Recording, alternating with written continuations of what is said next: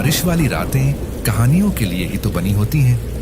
पर क्या हो जब आप खुद एक अनजान गांव में एक पुराने घर के नीचे वाले कमरे में एक डरावनी कहानी का हिस्सा बन जाएं?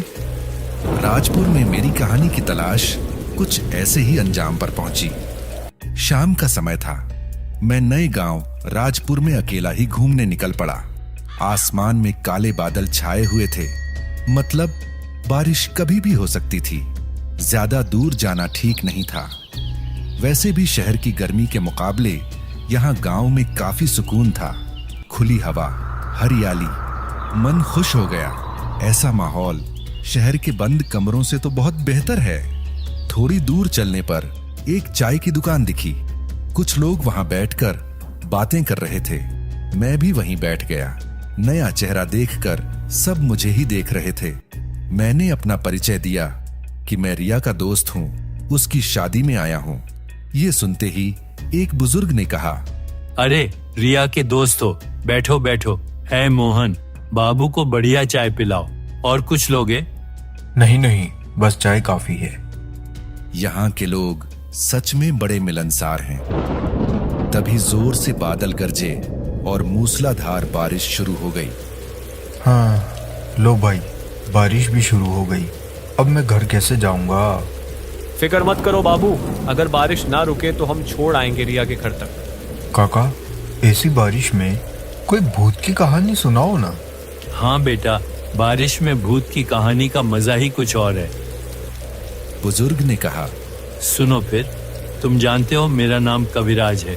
मैं एक छोटा मोटा वैद्य हूँ और आसपास के 3 गांवों में कोई डॉक्टर नहीं है, तो लोग मुझे ही बुला लेते हैं छोटी मोटी तकलीफ में। एक रात मैं ऐसे ही एक मरीज को देखकर लौट रहा था। रात के करीब 12 बज रहे होंगे। सर्दी का मौसम था। साइकिल चला रहा था ठंड में। थोड़ी दूर गया तो देखा रास्ते के बीच कोई खड़ा है। कौन है भाई? मैंने सोचा गांव का ही कोई होगा, परेशान होगा।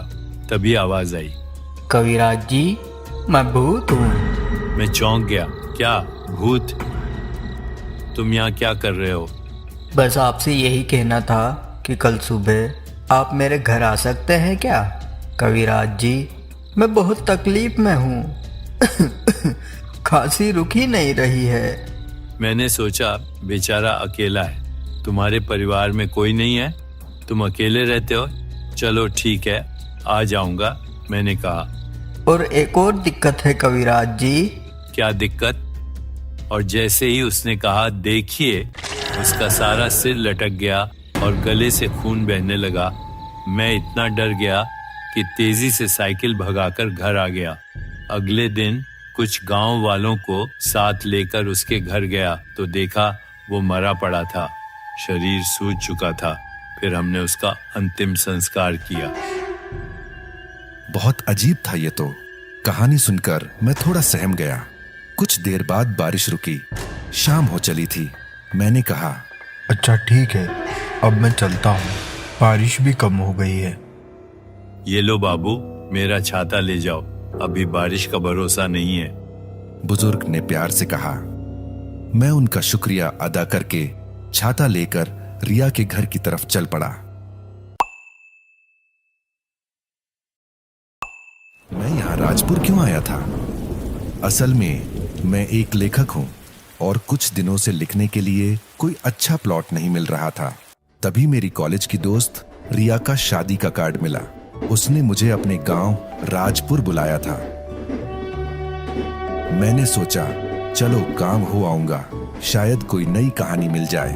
और रिया का गांव में बड़ा सा घर है, रहने खाने की कोई चिंता नहीं। स्टेशन पर रिया मुझे लेने आई थी। अरे कैसा है? मैं बिल्कुल ठीक हूँ, तो अपना बता। मैं भी बढ़िया। चल, रिक्शा उधर खड़ा है। रास्ते भर हम बातें करते रहे। उसने पूछा, कितने दिन रुकेगा? इस बार तो महीना भर रोकूंगी। मैंने मजाक में कहा, देखो, 1 महीने से ज्यादा रोका तो वापसी का किराया लूंगा। वो हंस पड़ी। घर पहुंचकर रिया बोली, अच्छा सुन, मैंने तेरे लिए नीचे वाला कमरा तैयार करवाया है। नीचे वाला? बिल्कुल सही। वहाँ शांति रहेगी मेरे लिखने के लिए, मैंने खुश होकर कहा।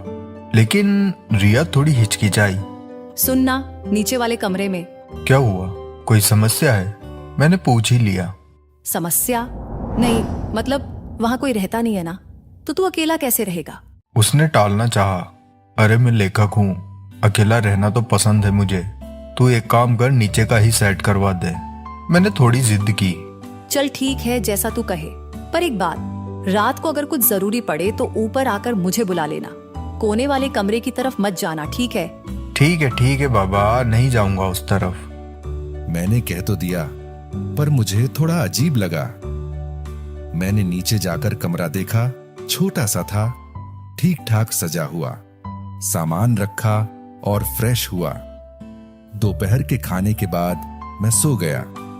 शाम को उठा तो लगा एसिडिटी हो रही है, शायद ट्रेन के मसालेदार खाने से। बैग में दवाई ढूंढी पर मिली नहीं। सोचा शाम को घूमने जाऊंगा तब ले लूंगा।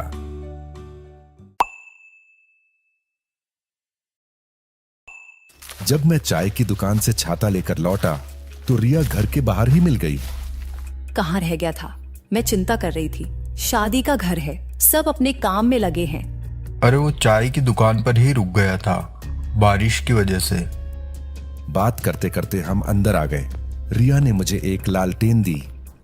अच्छा, ये ले लालटेन, यहाँ लाइट बहुत जाती है, काम आएगी। मैं लालटेन लेकर अपने नीचे वाले कमरे में चला गया। दरवाजा खोला तो मैं चौंक गया।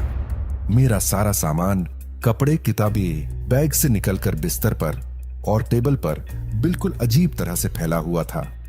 सुबह तो सब ठीक था, ये किसने किया और क्यों? मुझे अजीब सी बेचैनी हुई कि किसी अनजान ने मेरा सामान छुआ। पर मैं क्या कहता, रिया क्या सोचती? मैंने चुप रहना ही ठीक समझा और सामान ठीक किया। सोचा अब से ध्यान रखूंगा। रात को गांव में सब जल्दी खा पी कर सो जाते हैं। मैं भी खाना खाकर अपने कमरे में आ गया, पर नींद कहां आ रही थी। बाहर फिर हल्की बारिश हो रही थी। पता नहीं कब आंख लगी। अचानक मुझे बाहर कुछ अजीब सी आवाज सुनाई दी, जैसे कोई चप्पल घसीट कर कोने वाले कमरे की तरफ गया हो। वही कमरा जिसके पास जाने से रिया ने मना किया था। इतनी रात में कौन होगा? कोई परेशानी तो नहीं? मैं दरवाजा खोलकर बाहर निकला। लालटेन की रोशनी में देखा बरामदे में कोई नहीं था, पर आवाज उसी कोने वाले कमरे से ही आ रही थी, जैसे कोई बड़बड़ा रहा हो। उसकी एक खिड़की थोड़ी खुली थी और हल्की रोशनी आ रही थी। हिम्मत करके मैं बरामदे के कोने तक गया। खिड़की से झांक कर देखा तो मेरे रोंगटे खड़े हो गए। अंदर एक कंकाल था, वो भी लालटेन की रोशनी में साफ दिख रहा था और वो बड़बड़ा रहा था। कितने लापरवाह लोग हैं इस घर में, सब फैला रखा है, ठीक से क्यों नहीं रखते? काम कौन करेगा? इन सबको साफ कौन करेगा? मैं चिल्लाता हुआ ऊपर भागा।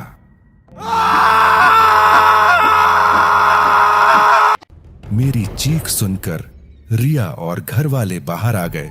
क्या हुआ तुझे? रिया ने घबराकर पूछा। मैंने हांफते हुए सब बता दिया जो देखा था। रिया ने लंबी सांस ली। मैंने कहा था ना, नीचे दिक्कत है। जो तूने देखा वो रामू का भूत है। वो मेरे दादाजी का पुराना और वफादार नौकर था।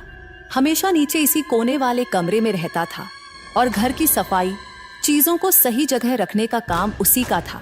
उसकी मौत भी यहीं हुई थी, सीढ़ियों से गिरकर, सर में चोट लगने से। लगता है उसकी आत्मा अभी भी अपने काम से जुड़ी हुई है और यहीं भटकती है। वो बस अपना काम करने की कोशिश कर रहा है। मैं रिया के घर उसकी शादी तक ही रुका। उसके बाद मैं वहां से निकल आया, लेकिन मुझे बारिश वाली रात की भयावहता और वो कंकाल की आवाज, काम कौन करेगा? इन सबको साफ कौन करेगा? आज भी याद है। शायद सच ही है, इंसान अपनी आदतों और इच्छाओं का गुलाम होता है और अधूरी मौत के बाद भी उसकी रूह वहीं अटकी रह जाती है।